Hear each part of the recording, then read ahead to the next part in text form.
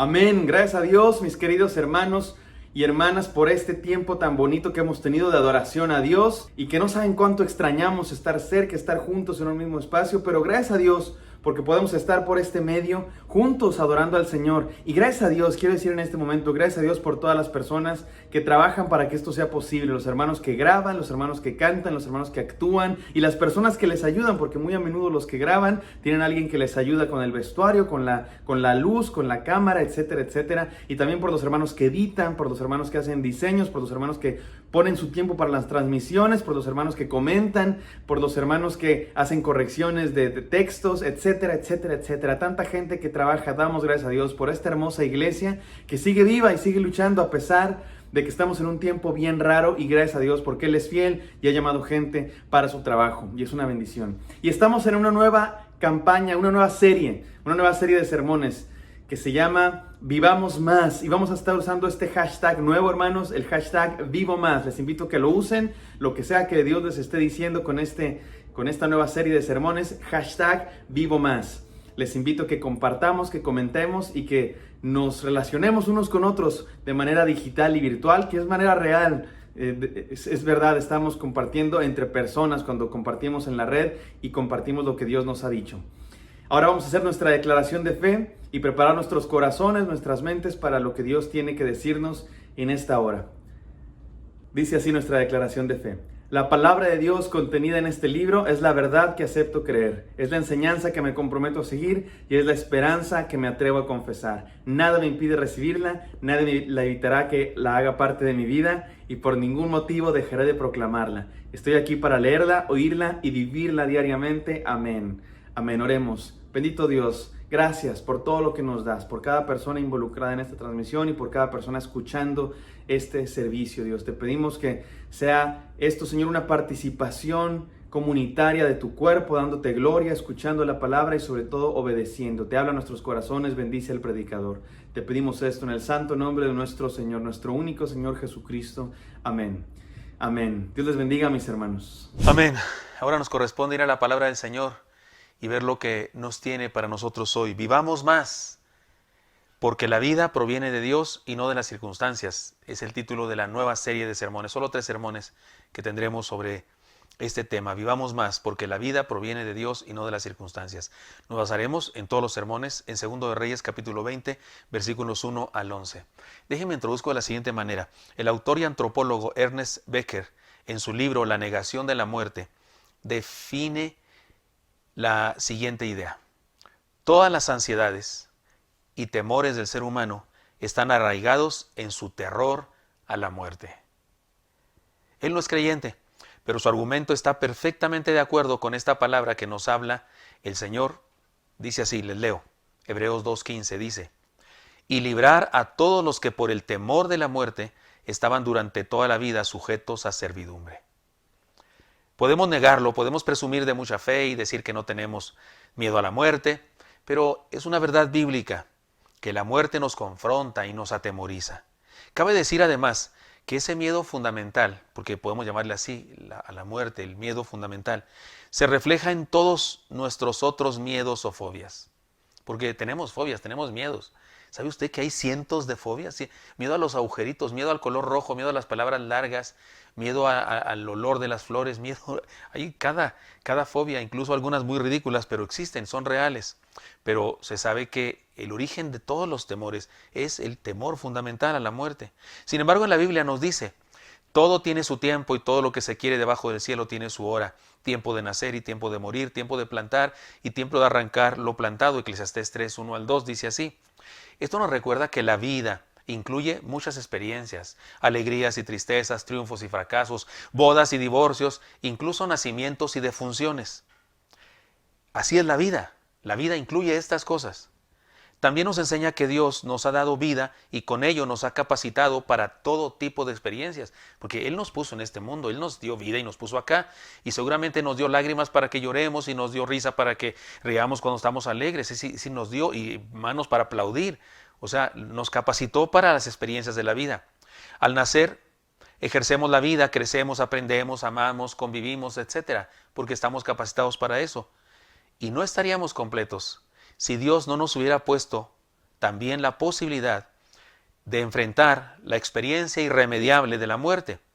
Y ante eso, todas las fobias, temores y angustias. Es decir, Dios nos capacitó para vivir enfrentando todas las circunstancias de la vida, incluso nuestros temores y angustias y fobias. Es decir, que nos permite la posibilidad de envejecer, enfermar y trascender este mundo. También nos permite la capacidad de enfrentar la experiencia de partir de este mundo. Él es perfecto y siempre hace las cosas completas, por eso nos ha capacitado para todo.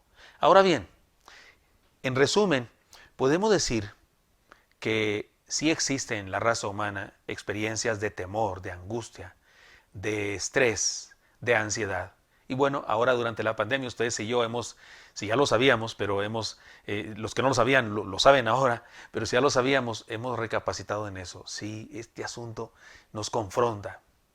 Las situaciones difíciles nos confrontan. Lo hemos dicho antes, no es que las tormentas debiliten nuestra fe, no, solo la ponen en evidencia. Y en este caso no es que se debilite nuestra fe, es que se pone en evidencia nuestra naturaleza, y nuestra naturaleza incluye temer, incluye la ansiedad, incluye que tenemos miedo, que tenemos depresión, que nos preocupamos y que en ocasiones nos preocupamos demasiado. No en vano es que Dios nos dice tantas veces, no os afanéis. Muchas veces nos dice la palabra que no nos afanemos. Más de 200 veces dice la Biblia que no temamos. Ahora bien, en resumen podemos decir que el problema de todos nuestros temores radica en las siguientes dos condiciones, dos cosas en las que se basan todos nuestros temores. Sean nuestras fobias, nuestro temor a la muerte, todas las maneras de manifestarse este terror fundamental, se basan en dos cosas. Número uno, la equivocada interpretación que hacemos de la muerte. Creemos que es el fin, por ejemplo, creemos que es el fin. Muchas personas creen que la muerte es el fin. Damos por hecho que la separación con nuestros seres queridos será para siempre. Esa idea equivocada también. Y la vemos como un castigo. Hay quienes ven la muerte como un castigo, como una venganza divina. Y segunda cosa que funciona como base de nuestros temores, la equivocada manera como ejercemos la vida. Y es aquí donde yo quiero que ustedes y yo meditemos durante esta serie de sermones. Porque aquí hay un problema, la equivocada manera como ejercemos la vida. Y tal vez esta equivocada manera como ejercemos la vida también tiene que ver con nuestro concepto equivocado sobre la muerte. Sentimos culpa en ocasiones durante la vida, sentimos culpa por lo que hemos hecho o por lo que no hemos hecho. Entonces, dos bases para nuestros temores. Nuestra equivocada interpretación de la muerte y nuestra equivocada manera de vivir, por así decirlo. Veamos un pasaje bíblico que nos va a presentar algunos principios que nos ayudarán a vivir de tal manera que podamos enfrentar nuestros temores con sabiduría y en contentamiento. Es decir, hermanos, lo que vamos a estudiar durante esta serie tiene que ver con enseñanzas, principios de la palabra de Dios para que usted y yo podamos vivir con sabiduría y contentamiento. Se trata de un pasaje que nos narra una experiencia del rey Ezequías, quien enfrenta el temor fundamental. Es decir, enfrentó la realidad de la muerte, pero recibe un regalo extraordinario de parte de Dios, más vida. Ezequías es recordado, y ustedes y yo debemos recordarlo ahora, si no lo habíamos hecho antes así, debe ser recordado como el rey a quien Dios le dio más vida. Por eso esta serie de sermones se llama ahora Vivamos Más. Vivamos Más. Y nuestro hashtag, que usted puede empezar a escribir ya desde el martes en Las Mujeres Oreo, comenzamos con eso, es Vivo Más. Y después añadimos lo que quiera. Vivo más cuando hago esto, vivo más porque, vivo más para, lo que usted quiera, pero vivo más. Así que le propongo, comience a escribir sus hashtags donde quiera diciendo vivo más. Porque sí, la historia que vamos a estudiar nos habla de un rey a quien Dios le dio más vida. Le dio una nueva oportunidad. Le dio 15 años más. O sea, le dio un pilón de la vida, ¿no? Como cuando vas al mercado y compras, no sé, manzanas o lo que sea, y te dan una de pilón. Dios le dio un pilón, le dio un extra vida, un plus, 15 años más. Y me parece que lo que hizo con él fue trascendente y me parece que tiene una enseñanza importante para nosotros. Por eso vayamos al texto y leamos la palabra del Señor. Adelante. En aquellos días Ezequías cayó enfermo de muerte, y vino a él el profeta Isaías, hijo de Amós, y le dijo: Jehová dice así: ordena tu casa porque morirás y no vivirás. Entonces él volvió su rostro a la pared y oró a Jehová y dijo: Te ruego, oh Jehová, te ruego que hagas memoria de que he andado delante de ti en verdad y con íntegro corazón, y que he hecho las cosas que te agradan. Y lloró Ezequías con gran lloro. Y antes que Isaías saliese hasta la mitad del patio, vino palabra de Jehová a Isaías diciendo: Vuelve, y di a Ezequías, príncipe de mi pueblo: Así dice Jehová, el Dios de David tu padre: Yo he oído tu oración, y he visto tus lágrimas. He aquí que yo te sano. Al tercer día subirás a la casa de Jehová, y añadiré a tus días 15 años, y te libraré a ti y a esta ciudad de la mano del rey de Asiria, y ampararé esta ciudad por amor a mí mismo y por amor a David mi siervo. Y dijo Isaías: Tomad masa de higos. Y tomándola, la pusieron sobre la llaga, y sanó. Y Ezequías había dicho a Isaías: ¿Qué señal tendré de que Jehová me sanará, y que subiré a la casa de Jehová al tercer día? Respondió Isaías: Esta señal tendrás de Jehová, de que hará Jehová esto que ha dicho. ¿Avanzará la sombra 10 grados o retrocederá 10 grados? Y Ezequías respondió: Fácil cosa es que la sombra decline 10 grados, pero no que la sombra vuelva atrás 10 grados. Entonces el profeta Isaías clamó a Jehová, e hizo volver la sombra por los grados que había descendido en el reloj de Acaz, 10 grados atrás. ¿Qué le parece esta historia extraordinaria? Aquí encontraremos algunos principios que podemos aplicar también nosotros para vivir más sabia y responsablemente, vivir más buscando a Dios, vivir más apasionadamente, vivir más felices, vivir más satisfechos, vivir más en todos los sentidos. Por eso escribamos: vivo más, y luego digamos lo que sea que nos haya enseñado Dios. Abordemos la enseñanza que nos presenta. En primer lugar, debo decirles que hoy la enseñanza central es esta: vivamos más enfrentando la vida con sabiduría. Esa es la enseñanza de hoy. Vivamos más enfrentando la vida con sabiduría. A menos que Cristo venga antes de que muramos y nos lleve, o a menos que el Señor nos permita vivir la experiencia de Enoc o de Elías, que aparentemente son los únicos 2 seres humanos, la Biblia no narra que no murieron, si se fueron así enteros. A menos que vivamos algo así, o que Cristo venga antes, con seguridad usted y yo experimentaremos la muerte. A través de la historia de la humanidad, ni ricos, ni pobres, ni poderosos, ni débiles, ni famosos, ni desconocidos, ni sabios, ni necios han podido evitar, ninguno ha podido evitar el enfrentarse con Dios por medio de un acto natural llamado muerte. Así que no es opcional, es una realidad intransigente y segura. Trascendemos de este planeta, no fuimos creados para estar aquí por siempre. Trascendemos de este planeta y llegaremos allá, a otro lugar. Como quiera que vivamos, algún día moriremos, es un hecho. Ricos, pobres, todos, famosos, todos, moriremos. E insisto, a menos que Cristo venga o que seamos raptados así como Enoc y Elías. La idea es muy básica, déjeme se la digo de esta manera. Nuestra vida es el tramo que existe entre el día en que nacemos y el día en que morimos. No vale la pena preocuparse por la muerte, es mejor ocuparse de vivir. Ahora, la mayoría de nosotros sí nos ocupamos del nacimiento, celebramos nuestro nacimiento. Todos, yo estoy cercano a celebrar el día de mi nacimiento, la fecha pues en la que nací. Celebramos eso. Nadie celebra el día de su muerte mientras vive porque no lo ha experimentado. Pero lo que sí debemos entender y considerar es que nuestra vida es el tramo entre estas dos experiencias. Entre esa que celebramos cada año, nuestro nacimiento, y el día que moriremos. Así está decretado por el Señor, y de la manera que está establecido para los hombres que mueran una sola vez y después de la muerte el juicio. Luego entonces, si somos conscientes de estos dos límites de nuestra vida, cuando iniciamos esta vida terrena y cuando terminará, debemos también ser sabios para vivir el tramo que está en medio y para vivirlo con responsabilidad. Usted y yo no tenemos por qué ocuparnos del día que nacimos, porque ese día ya pasó, ¿no? De la misma manera, no tendríamos por qué ocuparnos del día en que moriremos, porque ese día aún no llega. Así que ocupémonos de vivir. Ocupémonos del tramo en medio. Me he introducido ahora pensando en el asunto de la muerte, porque es la única experiencia que usted y yo, si usted me está escuchando, es la única experiencia que usted y yo no hemos tenido todavía. Es la única experiencia que no hemos tenido todavía, pero sí nacimos. Pero entonces quiero llevarle a la conclusión de que lo que está en medio de estas dos experiencias es algo en lo que debemos ocuparnos con pasión. Ya nos ocuparemos del momento de morir un día, ya nos ocuparemos, pero ahorita ocupámonos de vivir.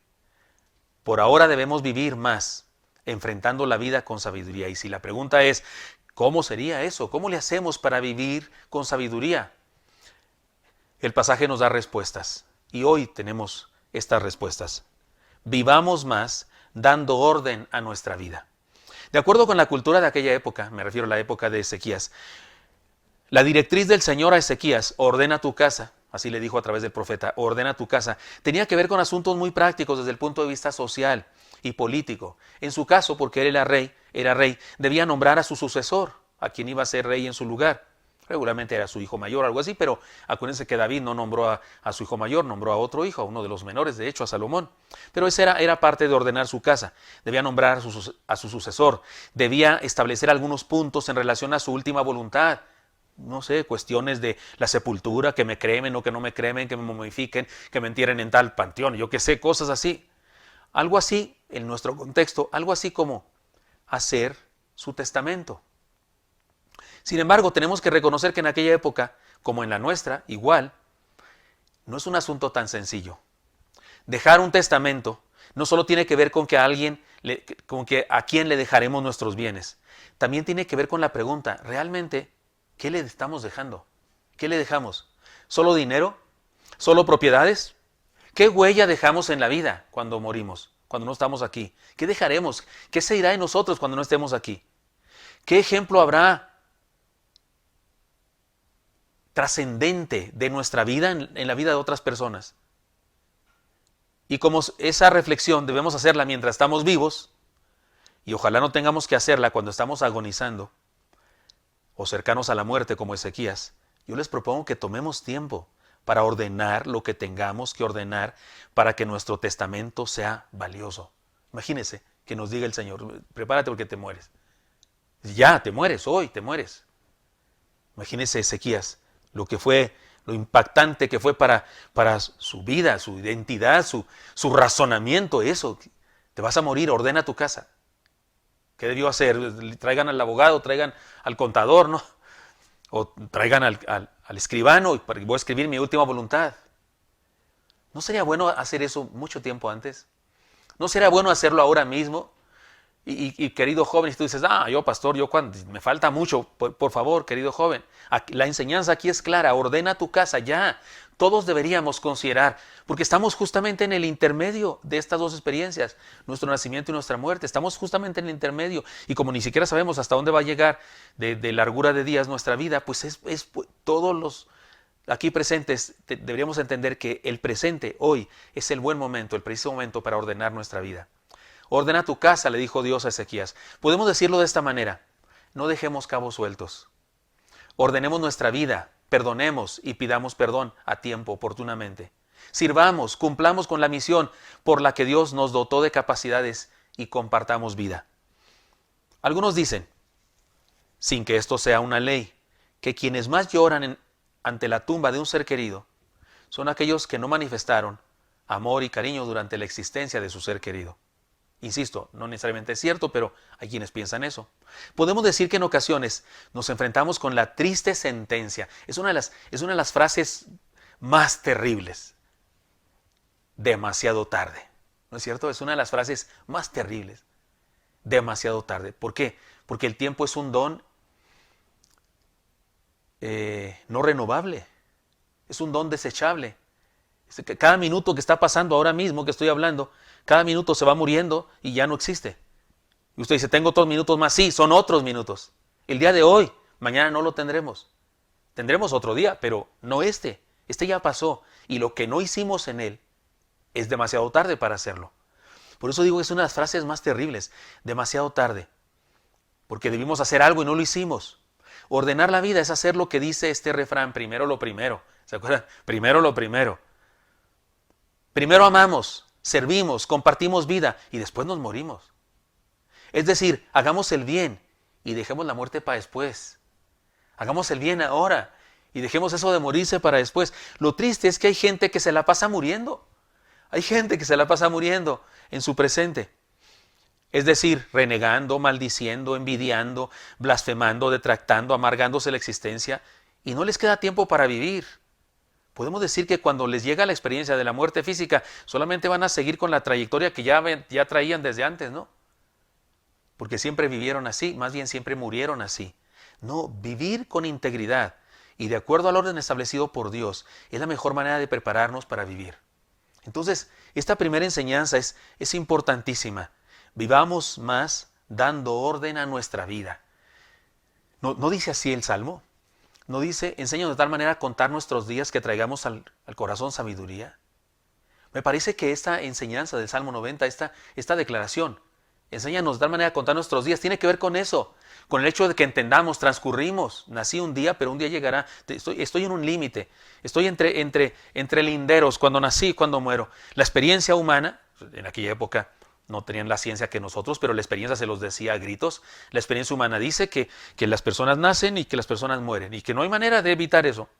Hasta ahorita no hay nadie que ha evitado eso. No hay nadie que se ha seguido y ahí sigue vivo. No, los seres humanos nacemos y morimos. Y lo que está en medio entonces es importante vivirlo, no morirlo, sino vivirlo. Me parece que esto de ordenar tu casa tiene que ver con eso, tiene que ver con establecer prioridades, tiene que ver con establecer valores en nuestra existencia, amar, perdonar, dar, compartir, alegrarnos, disfrutar de la vida. Tiene que ver con esta orden de Dios, ordena tu casa. Sí, muy probablemente para Ezequías en aquella ocasión la idea era prepara tu testamento, prepárate para morir, di cómo quieres morir. Pero esa práctica, ese preparar el momento de nuestra muerte tiene que ver con analizar nuestra vida. Cuando uno está cercano a la muerte, tiene que analizar su vida. ¿No valdría la pena hacerlo desde mucho tiempo antes para que no nos agarren las prisas?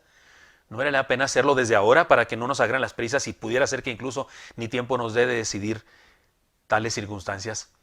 Número 1, primera enseñanza, vivamos más dando orden a nuestra vida y eso tiene que ver con ser sabios, vivir con integridad y de acuerdo al orden establecido por Dios es la mejor manera de prepararnos para vivir. En segundo lugar, vivamos más buscando a Dios. Entonces él, está hablando de Ezequías, el escritor sagrado está escribiendo lo que hizo Ezequías en respuesta a la declaración que le dio el profeta. Entonces él volvió su rostro a la pared y oró a Jehová y dijo, ante el anuncio de su muerte, Ezequías hizo lo que siempre había hecho durante toda su vida. Así nos lo dijo la palabra, así nos lo dice la palabra, ¿se acuerda? En los libros sagrados, cuando se habla de la historia del pueblo de Israel, cuando se habla de los reyes, no se nos dicen muchos datos tan importantes como estos. Hizo lo bueno delante de Jehová o hizo lo malo delante de Jehová. Veamos qué dice de Ezequías, segundo de Reyes 18:1. En el tercer año de Oseas, hijo de Ela, rey de Israel, comenzó a reinar Ezequías, hijo de Acaz, rey de Judá. Cuando comenzó a reinar era de 25 años y reinó en Jerusalén 29 años. El nombre de su madre fue Abi, hija de Zacarías. Hizo lo recto ante los ojos de Jehová, conforme a todas las cosas que había hecho David, su padre. Está claro que aunque no era perfecto, sí procuraba andar en el camino del rey David, su antepasado, y eso significaba que fue fiel a Dios, como lo había sido David. Así que conforme a su carácter de hombre de fe, ante la noticia de su muerte, buscó a Dios. Y Dios escuchó su oración. De hecho, eso de que se volteó a la pared significa que quiso ignorar a todos. Llega el profeta y le dice esa noticia. No estaba solo con el profeta. Estaban seguramente sus ayudantes, sus consejeros, es decir, sus siervos ahí. Pero él se aísla de todos, se abstrae de todos, se voltea hacia la pared. No porque en la pared hubiera algo, sino porque quería estar en comunión con Dios, como cuando cerramos los ojos usted y yo, como cuando nos postramos al suelo usted y yo, queriendo buscar a Dios, aislarnos de todo lo que está alrededor. Debemos entender que probablemente como en el caso de Abraham, cuando Dios le pidió que sacrificara a su hijo Isaac, o como en el caso de Moisés, cuando le dijo que iba a destruir a todo el pueblo hebreo, y iba a comenzar con él una nueva nación, o como en el caso del joven rico, cuando el Señor le dijo que vendiera todo lo que tenía y lo diera a los pobres, es probable que en este caso a Ezequías el Señor también lo está aprobando. Dios lo está aprobando. ese mensaje, vas a morir, es una prueba para percibir su reacción. Es decir, estaba dándole la oportunidad de reconocer su pequeñez y su vulnerabilidad, y también la oportunidad de buscar a Dios en medio de la contingencia más seria de todas, la muerte. Y sobre todo, le estaba dando la oportunidad de mostrar su fidelidad a Dios. Yo digo que qué bienaventurado. Debió ser un espanto, debió ser terrible, ¿no? Que llega el profeta renombrado, el profeta que se sabe que lo que dice se cumple, el profeta que se sabe que sí, Dios habla por medio de él, y de repente te da una noticia y te dice Dios que ordenes tu casa porque vas a morir. Debió ser impresionante eso, pero oiga, qué bendición, qué bendición. Hace algunos años, estando en el hospital, yo, y tras el regaño de una doctora que me regañó porque me levanté y me dijo que estaba yo muy mal y que posiblemente no me hacían una operación de mi corazón porque a lo mejor me quedaba en la plancha, que por eso no me estaban haciendo el cateterismo todavía porque estaba yo muy grave.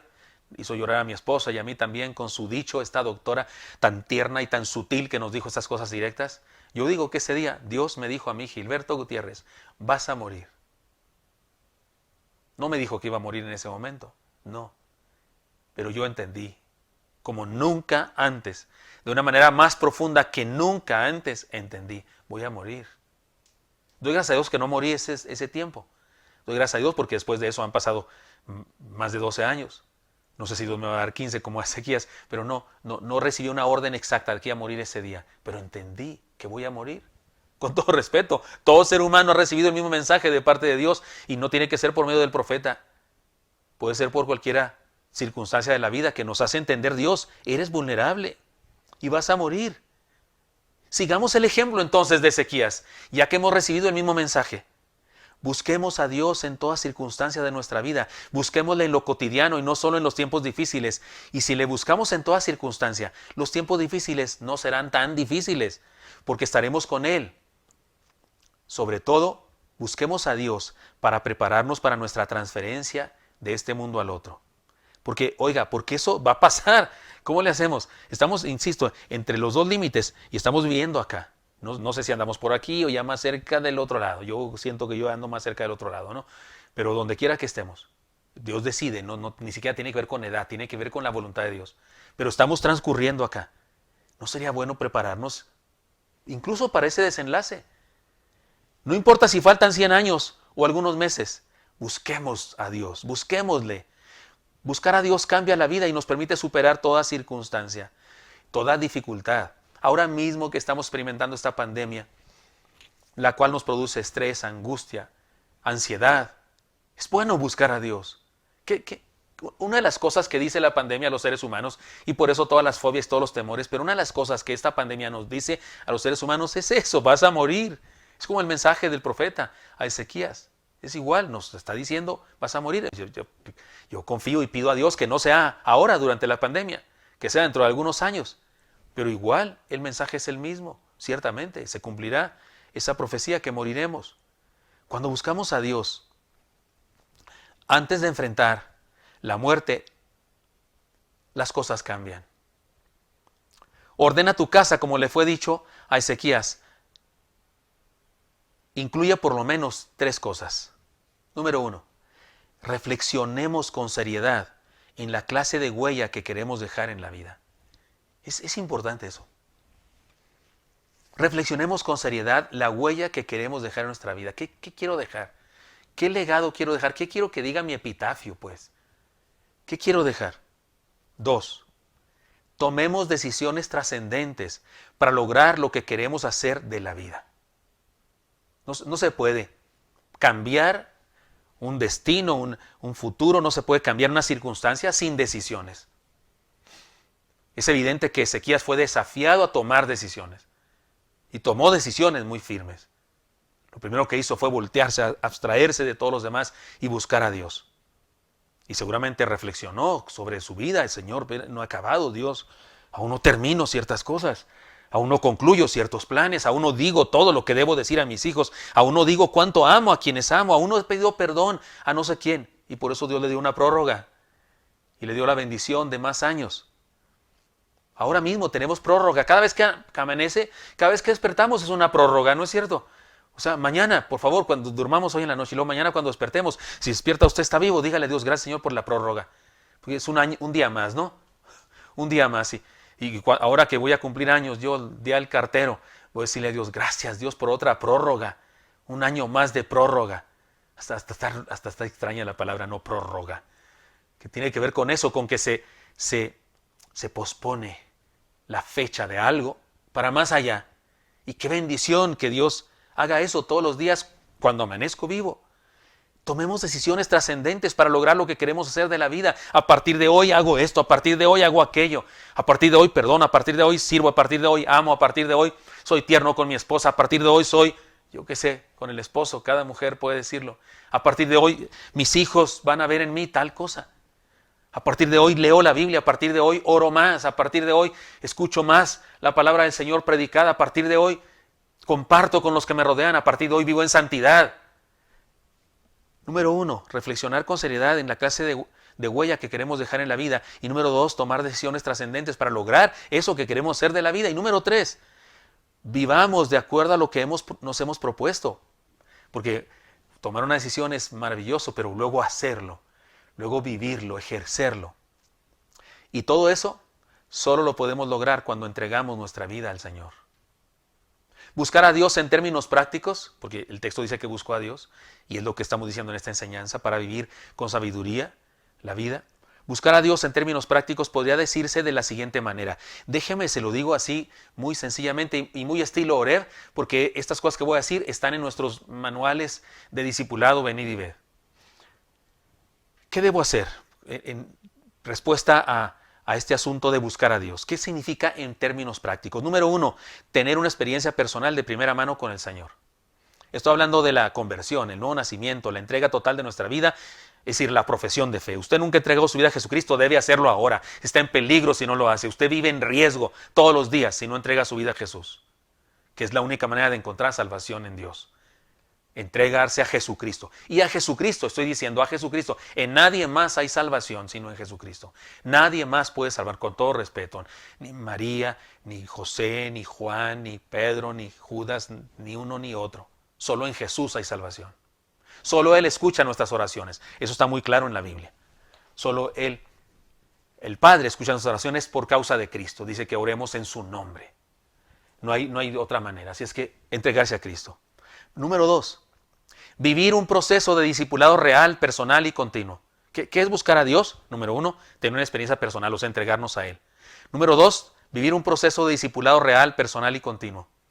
Esto es la santificación, el caminar con el Señor todos los días. Y puede definirse en el siguiente punto que voy a mencionar, pero déjeme enfatizar este. Una vez que he entregado mi vida a Jesucristo, lo que debo hacer para seguir buscando a Dios es vivir un proceso de discipulado. Soy discípulo, pero realmente discípulo. Estoy en un proceso de santificación, todos los días crezco, Dios me perfecciona, camino con Él. ¿Cómo se logra eso? El tercer punto nos lo dice, experimentar y no solo saber el Evangelio. Experimentar y no solo saber el Evangelio. Esto tiene que ver con vivir las dinámicas de una vida cristiana de discípulo verdadero. ¿Cómo qué dinámicas?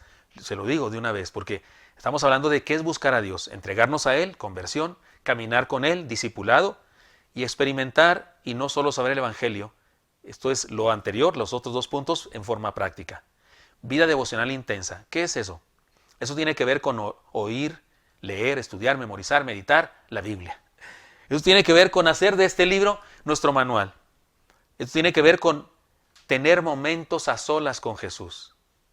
Es terrible, pero hay gente que se levanta y se va a la calle y hace lo que sea. ¿Y a qué horas habló con Dios? ¿Y a qué horas le dijo a Dios buenos días? Oye, si estás casado mínimo, ¿cómo estás? ¿Cómo amaneciste viejita? ¿O cómo amaneciste viejita? ¿O cómo amaneciste viejita? Como quiera, ¿no?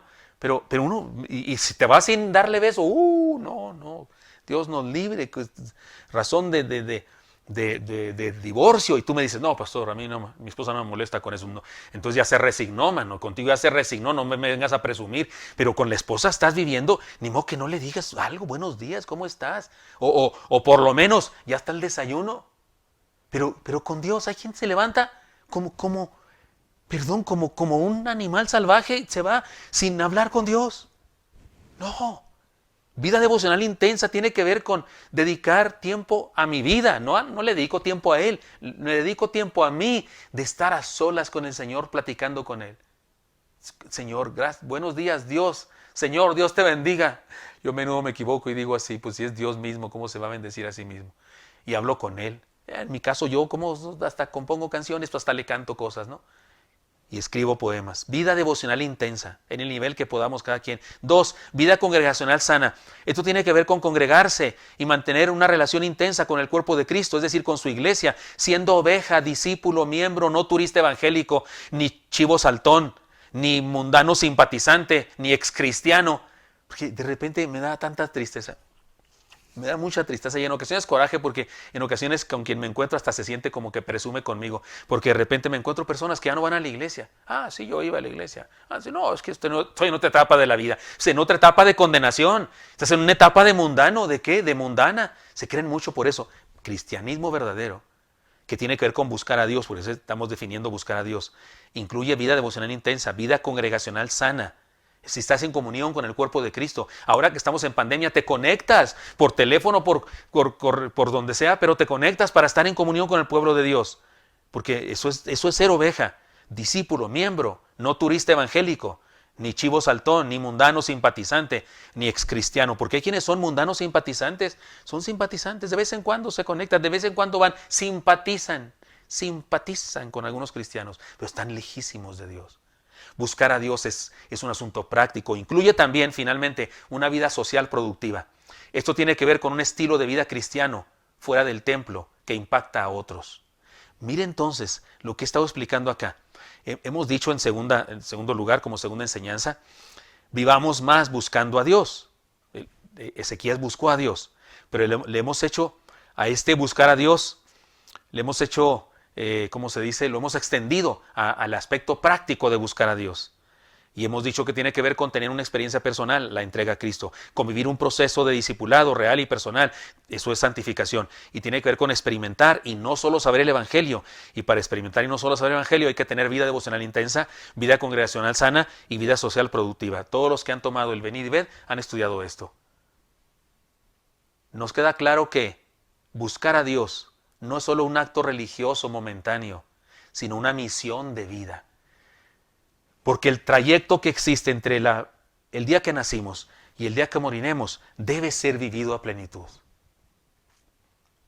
Como hemos dicho desde de la primera enseñanza o la enseñanza principal de este sermón, que es esta: vivamos más enfrentando la vida con sabiduría, no con necedad, no a la y se va, no como el borras a la y se va. Vivamos con sabiduría. Por eso tengo un desafío para todos nosotros. Desafío a vivir más enfrentando la vida con sabiduría. Así es el punto, así es la enseñanza y este es el desafío. Les desafío, y a mí mismo también, a vivir más enfrentando la vida con sabiduría. Mire, a causa de mi profesión, he tenido que estar con algunas personas en su momento antes de partir de este mundo. Y doy fe que no existe comparación entre aquellos que confiaron en Dios y caminaron con Él y aquellos que le negaron o aquellos que vivieron una vida religiosa sin haber encontrado a Cristo verdaderamente. Aquellos que le buscaron con fe están listos para partir. Hasta me dicen que ore por ellos. Ya, pastor, pida a Dios que me lleve. Aconseje a mis hijos. Y hasta me dan consejos. Ahí antes de morir me dan consejos. Y aquellos que ignoraron al Señor, de alguna manera, porque lo ignoraron en forma deliberada o lo ignoraron en su forma de vivir, experimentan terror. El Señor dijo, el que cree en el Hijo tiene vida eterna, pero el que rehúsa creer en el Hijo no verá la vida, sino que la ira de Dios está sobre él. Digo, la cosa no es aquí espantar a nadie, no se trata de eso, pero se trata de decir lo que dice la Biblia, la verdad, cómo ocultar la verdad. Aquella doctora que me dijo a mí bien feo que estaba es peligrosa mi vida, que posiblemente me quedaba muerto en el quirófano y esas cosas, en la plancha, usó la frase la plancha, hubiera dicho quirófano, pero dijo plancha, a mí se me veía como plancha de carnicero, algo así, se me hacía más feo el asunto. Pero ¿sabe qué? En el fondo de todo tenía razón y hizo bien en decírmelo. No estoy enojado con eso. Hizo bien en decírmelo, porque es la verdad. Y la verdad en ocasiones duele y espanta, pero nos prepara para tomar decisiones correctas. Podemos decir que la vida eterna y la condenación son efectivas en la vida de un ser humano aún mientras está vivo en la tierra. Así que aquel que busca a Dios ya tiene vida eterna desde ahorita y puede disfrutarla desde su encuentro con Dios. De modo que la muerte no le aterroriza, pues el encuentro con aquel con quien tiene una comunión íntima por medio de la oración y la lectura de la Biblia le es una bendición. Porque, oiga, si me dicen que voy a irme de este mundo para estar con mi Señor, pues sí me duele no ver a mi esposa más, sí me duele no amanecer con ella cada mañana, sí me dolería no ver a mis hijos, pero encontrarme con el Señor, por favor. Por favor, ¿qué cosa más grande puedo experimentar que eso? He tenido muchos placeres en mi vida, he tenido muchas bendiciones, muchas victorias, muchos éxitos en mi vida. Dios me ha bendecido, me siento bendecido por Dios, porque me ha bendecido de diferentes maneras. Solo hay una cosa que me falta, solo hay una bendición que aún anhelo y no la he tenido. Verlo cara a cara. Verlo cara a cara y tirarme a sus pies y besarlo. Besar sus pies. Esa es la única cosa que todavía no he podido hacer.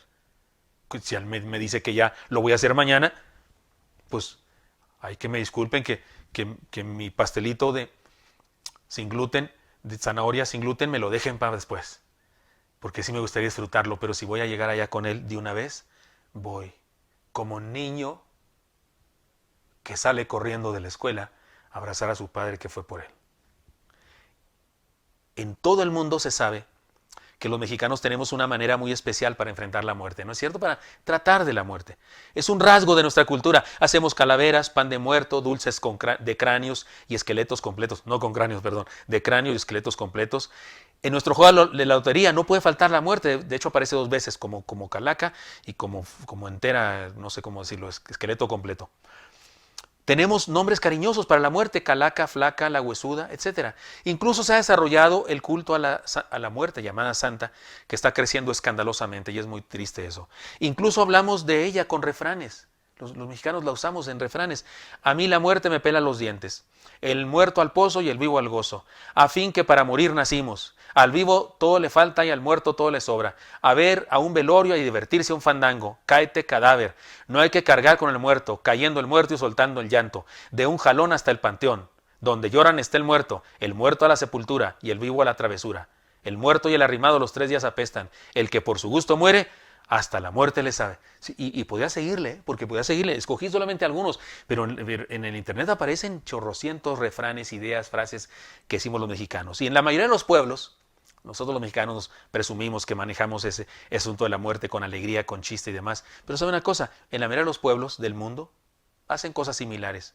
Tal vez nuestro temor fundamental por la muerte nos hace responder así como haciendo chistes y como tratándola así como si fuera una cosa graciosa, tal vez para ocultar nuestro temor que sí tenemos a la muerte regularmente y que lo manifestamos con fobias y otro tipo de temores.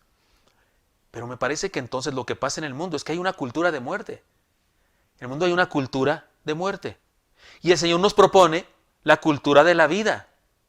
Por eso es que Ezequías se espanta tanto cuando Dios le da esta noticia de que va a morir. Se espanta y voltea y cambia su actitud porque aquella noticia le impactó demasiado, tal vez porque no estaba preparado para eso. Bueno, el Señor nos propone la cultura de la vida. Ese fue el desafío para Ezequías, el desafío a vivir más. Como que Dios le da una oportunidad y le dice, oye, te doy una oportunidad, prepárate. Y Dios le concede lo que le pide. Está bien, no morirás ahora. ¿Vas a morir? Sí, pero dentro de un tiempo. Pero ya que sabes que vas a morir, prepárate. Y Dios le da esa oportunidad. Y le concede entonces 15 años más. Recuerdan, les he contado esta historia recientemente, incluso en algunos de los devocionales, pero es muy buena para que usted y yo concluyamos en la enseñanza de hoy. Alfred Nobel es conocido por la mayoría de nosotros como el creador de los premios Nobel. Premios que se otorgan a personas por sus logros en favor de la humanidad. Literatura, la paz, la ciencia. Personas son premiadas porque descubrieron algo, porque hicieron algo, porque inventaron algo, porque escribieron algo, porque actuaron a favor de la humanidad. Pero la mayoría no sabe, algunos de ustedes sí porque escuchan mis devocionales, la mayoría no sabe que cómo inventó los premios Nobel. Él tenía un hermano y un día murió su hermano y un reportero publicó una esquela, publicó un asunto sobre la muerte de su hermano, pero creía que era Alfred Nobel. Se equivocó el reportero. Así es que hizo una esquela, hizo un anuncio de muerte de Alfred Nobel, aunque no era Alfred Nobel el que había muerto, era su hermano. Y el discurso o lo que se decía de Alfred Nobel era terrible. Decía, ha muerto un hombre que se hizo millonario por haber inventado la dinamita y por comerciar con la dinamita, ayudando a gobiernos, ayudando a poderosos a matar gente inocente. Hizo una fortuna, se hizo millonario con esto, con la muerte de muchas personas, y ahora él ha fallecido. Estaba tremenda, ¿no? Estaba tremenda la esquela, el anuncio de muerte de Alfred Nobel, pero no era él el que había fallecido, era su hermano. Sin embargo, cuando él leyó eso, más allá de molestarse porque decía que se había muerto él cuando no era él, era su hermano, más allá de eso, este asunto lo movió. Y pensó, ¿así voy a ser recordado cuando muera? Porque no morí yo ahora, murió mi hermano, pero si yo hubiera muerto ahora, eso hubiera dicho este reportero. Y decidió hacer un cambio en su vida. Y decidió hacer lo que necesitaba hacer para que cuando muriera fuera recordado de diferente manera. Perdón, Alfred. No digo, no me escucha él ni nada, por supuesto. Pero yo digo, si fue al cielo, si creyó en Cristo y fue al cielo, le voy a decir, perdón, descubrí tu chistecito, descubrí tu secreto. Ahora no era secreto, se lo he publicado, pero parece que sí lo logró. La mayoría de ustedes no sabían esta historia de cómo fue que él decidió hacer los premios Nobel. Pero ahora la mayoría lo recuerda como un gran hombre, como un millonario que decidió poner toda su fortuna para que fueran premiados todos los seres humanos que hacen algo a favor de la humanidad. Creo que a Alfred Nobel le pasó lo que a Ezequías. Dios le dio más vida. Le dio una oportunidad de tener más vida. Le desafió a decir, vivo más. Pero resulta que Alfred Nobel no es el único al que Dios le dijo eso. A mí también me lo dijo cuando estuve cercano a la muerte aquella vez. Y creo que me lo dice todos los días. Cuando prendo la televisión, me doy cuenta de que más personas murieron. Y cuando ovejas, ustedes, hermanos, me cuentan de un vecino, un familiar incluso, que falleció del COVID o de otra situación. Cada vez que voy a predicar un funeral, oigo a Dios que me dice, Gilberto, ordena tu vida, porque morirás. Eso es verdad siempre. Y por eso cada vez que despertemos entonces podemos decir, Señor, gracias por la prórroga. Un día más. Así es que este día lo vivo para ti. Ordenemos nuestra vida buscando a Dios y vivamos más. Y escribamos, por favor. Escribamos en nuestras redes sociales. Vivo más cuando escucho la voz de Dios. Vivo más cuando perdono. Vivo más cuando amo. Vivo más cuando entiendo mi vulnerabilidad, mi pequeñez y reconozco que soy débil y que tengo un fin en mi vida física. Es decir, lo que usted quiera poner.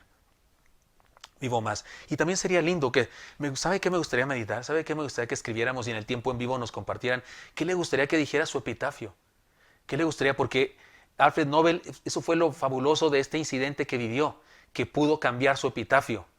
Porque cuando finalmente sí murió, nadie escribió lo que había escrito aquel periodista.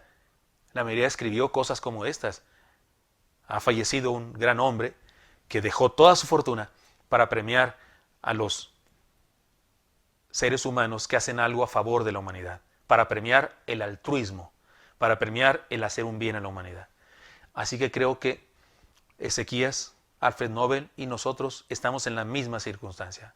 A todos nosotros Dios nos dice, vive la cultura de la vida. Olvídate de la muerte, mejor vive a plenitud.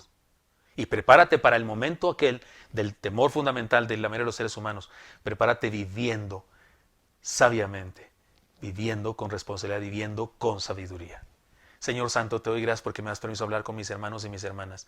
Y te pido, Dios, que a mis hermanos y a mí nos des la sabiduría de ordenar nuestra vida, nuestra casa, creyendo en ti, viviendo el discipulado de transformación. Y por supuesto ejerciendo la vida cristiana, haciendo lo que corresponde para buscarte, Señor.